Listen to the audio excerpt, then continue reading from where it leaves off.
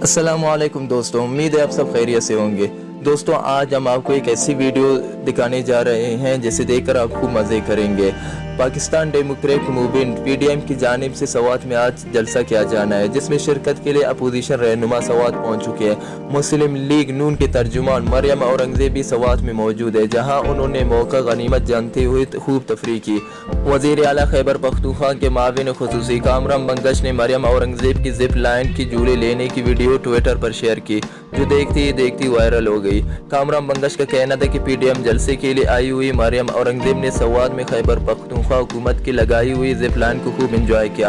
اب مہمان نوازوں کی دھرتی اور سیاحوں کی جنت میں خیبر پختونخوا حکومت کی بہترین سہولیات کی فراہمی سے محظوظ سپر سپاٹوں میں مگن ابو بچاؤ تحریک والوں کے کارکن گراؤنڈ میں منتظر ہیں۔